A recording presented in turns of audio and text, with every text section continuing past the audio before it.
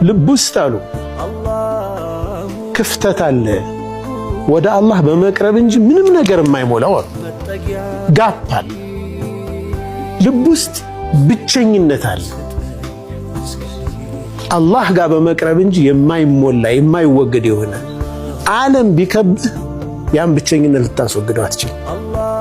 ዓለም ቢያደንቅ ያ ብቸኝነት ሊወገድ አይችልም። አላህ ጋር ብቻ በመቅረብ የሚገኝ ማለት ነው። ሰላት ለመልካም ነገር ይገፋፋናል፣ ከመጥፎ ነገር ይከለክላል። እነ ሰላተ ተንሃ ዐኒል ፈሕሻኢ ወል ሙንከር።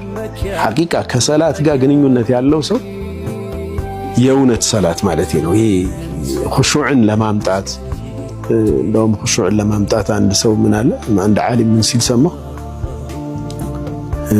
ገና ኢሕራም ስናደርግ ጀምሮ ባናፈጥነው ይላል ኹሹዕን የሚያመጣልን አላሁ አክበር ስትልና አላሁ አክበር ስትል እኩል አይደለም። ኹሹዕ ስነ ልቦና ስትቀራ ቀስ ብለህ ቅራው።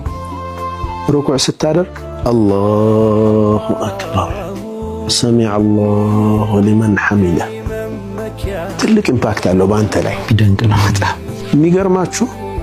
ሰላት የሚያጥርብህ ኹሹዕ ሲኖርህ ነው። ቀስ ስትል የሚያጥር ከቸኮልክ እንደ ሰላት ረጅም የለም። ሱብሃንአላህ መጨረሻው ልብ ውስጥ አሉ ክፍተት አለ ወደ አላህ በመቅረብ እንጂ ምንም ነገር የማይሞላው አሉ። ጋፕ አለ። ልብ ውስጥ ብቸኝነት አለ አላህ ጋር በመቅረብ እንጂ የማይሞላ የማይወገድ የሆነ ዓለም ቢከብህ ያን ብቸኝነት ልታስወግደው አትችልም። ዓለም ቢያደንቅ ያ ብቸኝነት ሊወገድ አይችልም። አላህ ጋር ብቻ በመቅረብ የሚገኝ ማለት ነው። እሺ እኔ ተሳሳትኩ፣ በቃ ለምን በጠላትነት ታየኛለህ? አይደል? በቃ ስትወደኝ፣ ስታከብረኝ፣ ስታዝንልኝ እኮ ነው ከስተቴ የምታወጣኝ። ዞሮ ዞሮ እዝነትን አንለቅም ማለት ነው። ፍራክቸር ዱም የሚጠፋው ያ ሪስፔክት፣ ያ ፍቅር፣ ያ እዝነት ሲኖር ነው። ካለዛ ተፈራርጀን ነው የምንኖረው።